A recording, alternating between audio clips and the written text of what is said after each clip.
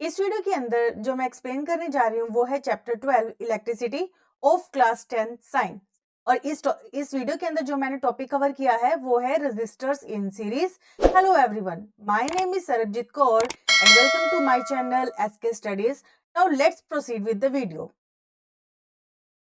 Resistors in series topic करने से पहले मैं आपको ये बताना चाहूंगी कि रेजिस्टेंसेस को सीरीज में कैसे जोड़ते हैं और उनको पैरेलल में कैसे जोड़ते हैं। फॉर एग्जांपल, हमारे पास रेजिस्टेंसेस हैं three, like this one is R1 and R2 and R3। ठीक है, अब हमने ये देखना है कि इनको सीरीज में जोड़ेंगे तो किस तरह से जोड़ेंगे, या अगर हम उनको पैरेलल में जोड़ेंगे तो किस तरह से जोड़ेंगे।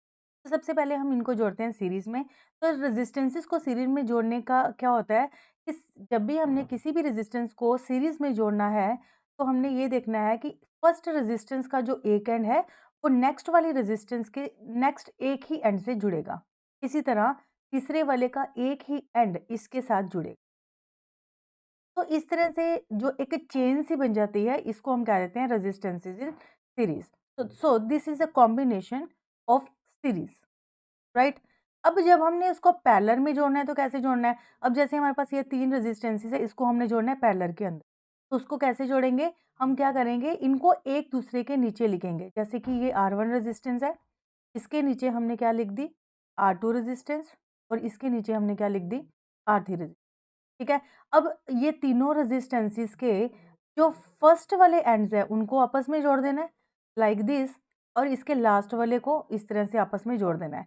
तो जब रेजिस्टेंसेस का फर्स्ट एंड आपस में जुड़ जाएगा और लास्ट एंड भी आपस में जुड़ जाएगा, उस केस में हम कह देंगे कि ये जो रेजिस्टेंसेस हैं ये पैरेलल में कंबाइंड है। ठीक है। तो इसको दोबारा से मैं आपको बताऊंगी कि सीरीज में जोड़ने के लिए फर्स्ट रेजिस्टेंस का सिर्फ एक एंड ही दूसरी रेजिस्टेंस के एक एंड से जुड़ेगा, और जो इसका दूसरा एंड है वो किसी और रेजिस्टेंस के साथ जुड़ेगा। तो इसके साथ इस तरह जो चेन सी बन जाती है, इसको हम कहते हैं रेजिस्टेंस इन सीरीज। और जब हमने इसको पैरेलल में जोड़ना है तो हर एक का फर्स्ट वाला एंड आपस में जुड़ेगा और सेकंड वाला एंड भी आपस में जुड़ेगा। तो इनके बीच में डिफरेंस क्या है, इसके अंदर सिर्फ हर एक रेजिस्टेंस ने अपना एक ही हैंड दूसरी के साथ शेयर किया, जबकि इसके अंदर क्या है कि इसके दोनों एंड एक दूसरे के साथ कंबाइन हो रहे हैं। तो अब हम चलते हैं टॉपिक की तरफ, that is resistors in series. Let us consider the arrangement of three resistors joined in series with a combination of cell और a battery as shown in the figure. देखो कि इस फिगर के अंदर क्या है, इसके अंदर हमने सबसे पहले तीन रेजिस्टेंसेस लिए हैं, R1, R2, R3, और इनको सबसे पहले मैंने सीरीज के अंदर जोड़ दिया है। अब हमने एक सर्किट डायग्राम बनाना है। इस सर्किट डायग्राम के अंदर हमने एक बैटरी का यूज किया है, उसके बाद एक की हमने इसमें सीरीज के अंदर एक लगाया है एमीटर, और उसके बाद हमने इस कॉम्बिनेशन को, सीरीज की कॉम्बिनेशन को इसके अंदर लगाया है, और इस सीरीज के कॉम्बिनेशन के साथ हमने पैरेलल में जोड़ा है वोल्टमीटर।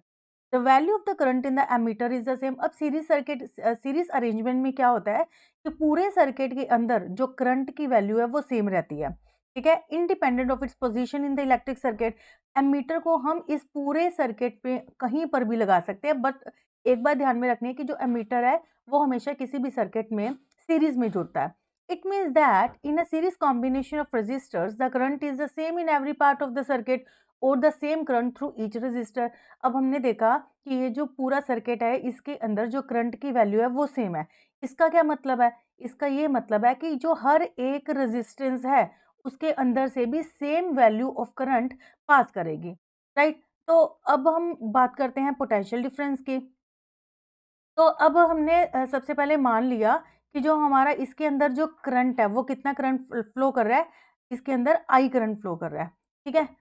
तो अब हर एक रेजिस्टेंस के अक्रॉस, अब हमने देखा कि सर्किट डायग्राम के अंदर जो तीनों रेजिस्टेंस का कॉम्बिनेशन है उसके अक्रॉस वोल्टेज कितनी है, V, मतलब कि जो हम वोल्ट मीटर से मेजर करेंगे। तो अगर हम सेपरेट सेपरेट इन तीनों रेजिस्टेंसी से वोल्टेज को मेजर करना चाहे तो हम क्या करेंगे, हम सपोज कर लेंगे कि R1 के अक्रॉस जो वोल्टेज है वो है V1, R2 के अक्रॉस है V2, और इसी तरह R3 के अक्रॉस कितनी वोल्टेज आ जाएगी, V3। तो इसको हम इस तरह से लिख सकते हैं, the potential difference V is equal to the sum of the potential differences V1, V2 and V3। अब V क्या था, total potential difference across the combination, right.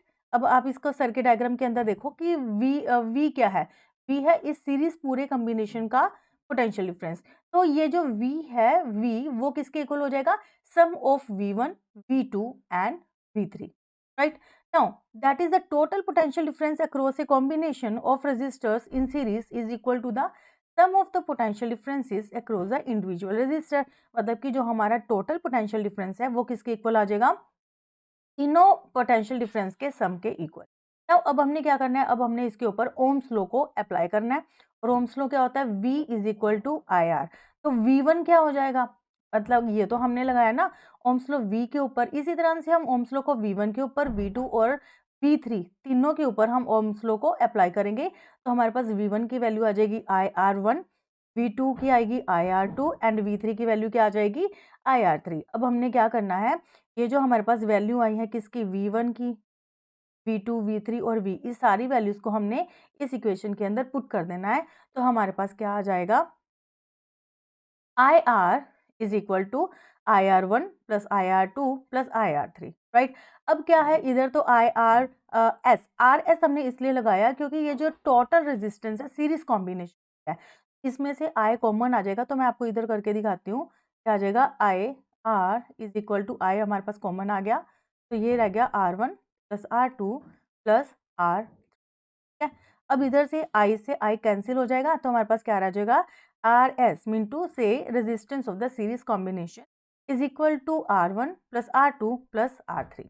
Now we can conclude that when several resistors are joined in series, the resistance of the combination is equal to the sum of their individual resistances।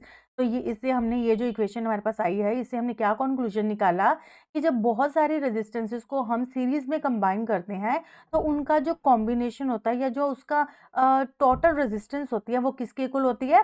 Some of all the resistances, ठीक है? और उसके बाद सम करने के बाद ये जो टोटल रेजिस्टेंस आती है वो हमेशा किसी भी इंडिविजुअल रेजिस्टेंस से ग्रेटर होती है, हायर होती है, ठीक है? अब ये तो था कि सीरीज कॉम्बिनेशन के अंदर टोटल रेजिस्टेंस को हमने किस तरह से निकालना है। अब सीरीज कॉम्बिनेशन के कुछ पॉइंट्स है जो हमने ध्यान में रखने हैं, जैसे कि in a series circuit the current is constant throughout the electric circuit. अब हमने जैसे ऊपर डिस्कस किया कि सीरीज सर्किट के अंदर क्या होता है, जो करंट की वैल्यू हमेशा सेम रहती है, या पूरे सर्किट के अंदर करंट की वैल्यू सेम रहती है। Thus it is obviously impracticable to connect an electric bulb and electric heater in series. कहते हैं क्योंकि सीरीज कॉम्बिनेशन के अंदर जो करंट की वैल्यू है वो कांस्टेंट रहती है, इसलिए हम एक इलेक्ट्रिक बल्ब को और एक इलेक्ट्रिक हीटर को सीरीज में नहीं लगा सकते। ऐसा क्यों होता है? क्यों नहीं लगा सकते इनको सीरीज में? क्योंकि they need currents of widely different values to operate properly. क्योंकि इन दोनों को ऑपरेट करने के लिए डिफरेंट वैल्यू ऑफ करंट चाहिए। जैसे कि बल्ब है, वो तो उसकी पावर तो बहुत कम होती है, जैसे 10 वाट, 20 वाट, 100 वाट, इस तरह से उसकी वैल्यू होती है। और जो इलेक्ट्रिक पावर है वो तो बहुत ज़्यादा पावर को खींचता है। इसलिए इन दोनों को ऑपरेट करने के लिए डिफरेंट वैल्यू ऑफ करंट चाहिए, इसलिए हम इन दोनों को सीरीज कॉम्बिनेशन में नहीं जोड़ सकते। हम सीरीज कॉम्बिनेशन में उन्हीं कंपोनेंट्स को जोड़ सकते हैं जिनके अंदर करंट कांस्टेंट हो, मतलब करंट की वैल्यूज को सेम चाहिए, राइट? अनदर पॉइंट क्या है इसका? Another major disadvantage of a series circuit is that when one component fails the circuit is broken and none of the component works। तो इसकी जो सीरीज कॉम्बिनेशन है इसकी एक और डिसएडवांटेज है कि जब हम बहुत सारी कंपोनेंट को, फॉर एग्जांपल हमने 2-3 कंपोनेंट्स है, लाइक यहाँ पे हमने हीटर लगा दिया, के साथ हमने ओवन लगा दिया, और हमने कुछ थिंग्स है इसको हमने सीरीज में लगा दिया, तो होगा क्या? अगर इनमें से हीटर या ओवन कोई भी चीज़ एक बर्न कर जाती है तो करंट वहीं पे स्टॉप हो जाएगा, राइट? वो जो करंट है वो आगे नहीं जा पाएगा, जिसके कारण जो हमारा कोई भी कंपोनेंट नेक्स्ट लगे हुए हैं वो कोई भी वर्क नहीं करेंगे। तो ये एक सीरीज कॉम्बिनेशन की क्या हो गई? डिसएडवांटेज। तो this is all about series combination. तो ये तो था सारा कुछ सीरीज कॉम्बिनेशन के बारे में कि जब हम रेजिस्टेंसेस को सीरीज में जोड़ते हैं तो वो उसका जो टोटल रेजिस्टेंस है किस तरह से निकालते हैं, और जो सीरीज कॉम्बिनेशन के डिसएडवांटेजेस क्या है। होप आपको ये वीडियो है वो अच्छे से क्लियर हो गई होगी, और फिर भी अगर आपको कोई प्रॉब्लम आ रही है इसको क्लियर करने के लिए आप मुझे प्लीज़ कमेंट सेक्शन में लिखिएगा। Thank you so much.